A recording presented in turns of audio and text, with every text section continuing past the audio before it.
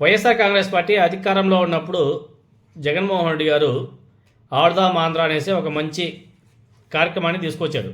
ఆ కార్యక్రమం వల్ల చాలామంది ఎవరైతే క్రీడాకారులు ఉన్నారో వాళ్ళంతా కూడా వాళ్ళ యొక్క నైపుణ్యాన్ని ప్రదర్శించుకునే గొప్ప అవకాశం కూడా కల్పించారు జగన్మోహన్ గారు. ఇది పల్లెటూర్లలో కూడా బాగా చేశారు. కొంతమంది ఐపీఎల్ కూడా సెలెక్ట్ అయ్యారు. దానివల్ల మంచి మంచి ప్రోగ్రామ్ అసలు ఇది. జగన్మోహన్ రెడ్డి గారు దూరదృష్టితో ఆలోచన చేసి ఈ ఆడుదాం ఆంధ్ర కార్యక్రమాన్ని కూడా తీసుకొచ్చాడు. తర్వాత ఇది బాగా సక్సెస్ఫుల్గా నడిచింది. మొన్న జరిగినటువంటి ఎన్నికల సమయంలో తెలుగుదేశం పార్టీ, జనసేన పార్టీ వాళ్ళ మీడియా, వాళ్ళ సోషల్ మీడియా ఈ ఆడుదాం ఆంధ్రాకు సంబంధించి బీభత్సంగా తప్పుడు ప్రచారం కూడా చేశారు. ఈ ఆడుదాం ఆంధ్ర కార్యక్రమంలో భాగంగా మినిస్టర్ గారు, అంటే అప్పటి మినిస్టర్ రోజా గారు 400 కోట్ల రూపాయల స్కామ్ చేసిందని చెప్పేసి కూడా ఆరోపణలు చేశారు. ఒక్క ఆడుదాం ఆంధ్రాలోనే 400 కోట్లు స్కామ్ జరిగింది. మేము అధికారం చేపట్టిన తర్వాత దీని మీద విచారణ చేస్తాం, రోజా గారిని తీసుకెళ్లి జైల్లో పెడతాం, బైరెడ్డి సిద్ధార్థ్ రెడ్డిని జైల్లో పెడతామని చెప్పేసి ఏ విధంగా మాట్లాడారంటే అబ్బబ్బబ్బబ్బం బీభత్సం అసలు. వాళ్ళ సోషల్ మీడియా, ఎల్లో మీడియాలో ఇలా తీశారులే. ఇంకా స్పెషల్ చెప్పాలంటే వాళ్ళ ఎల్లో మీడియాలో అయితే డిబేట్ల మీద డిబేట్లు, రోజా రోజా రోజా అని చెప్పేసి కలవరించిపోయారు ఆ టైంలో. తీరా ఇప్పుడు అసెంబ్లీ సమావేశాలు జరుగుతున్నాయి కదా. ఈ అసెంబ్లీ సమావేశాల్లో శాసన మండలిలో తెలుగుదేశం పార్టీ ఎమ్మెల్సీలు అడిగినటువంటి కొన్ని ప్రశ్నలకు కూటమి మంత్రి, క్రీడా శాఖ మంత్రి చాలా వివరంగా కూడా రాతపూర్వకంగా లెటర్ రిలీజ్ చేశాడు. శాసన మండలిలో కొంతమంది ఎమ్మెల్సీలు క్రీడా శాఖ మంత్రి గారికి లేఖ రాశారు, ప్రశ్నించారు. ఏమని చెప్పారు? గౌరవనీయులైన రవాణా, యువజన అండ్ క్రీడల శాఖ మంత్రి గారు దయచేసి ఈ క్రింది సమాచారం తెలియజేస్తారా అని చెప్పేసి ముగ్గురు ఎమ్మెల్సీలు, ఒకరు దువ్వారపు రామారావు, భూమిరెడ్డి రామగోపాల్ రెడ్డి, పరుచూరి అశోక్ బాబు, ఈ ముగ్గురు ఎమ్మెల్సీలు అడిగినటువంటి ప్రశ్న ఇది.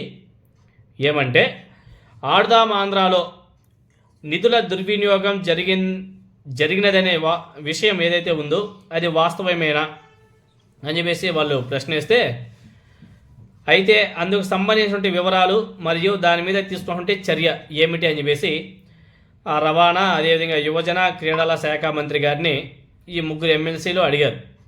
దానికి సమాధానం రవాణా శాఖ మంత్రి, క్రీడల శాఖ మంత్రి రాసినటువంటి సమాధానం, ఆడుదాం ఆంధ్ర కార్యక్రమం మీద క్రింది వాస్తవాలను తెలియజేయడమైనది.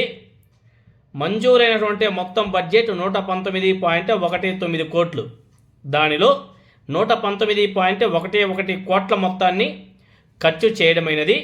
ఈ కింద పేర్కొన్న విధంగా స్పోర్ట్స్ కిట్ల సేకరణ, యాప్, టీషర్ట్లు, బ్రోచర్లు, స్పోర్ట్స్ నిర్వహణ, రవాణా, తర్వాత ఫుడ్ అండ్ ప్రైజ్ మనీ, ముగింపు కార్యక్రమం మరియు ఇతర వివిధ ఛార్జీల కోసం ఖర్చు చేయడమైనది.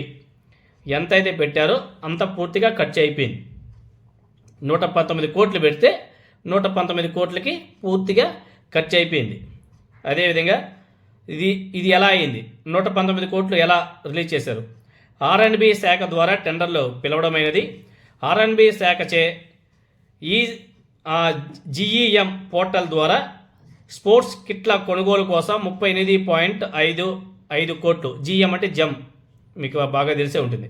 జమ్ పోర్టల్ ద్వారా 38.55 కోట్ల మొత్తాన్ని మంజూరు చేయడమైనది. ఇది కూడా టెండర్ ప్రక్రియ.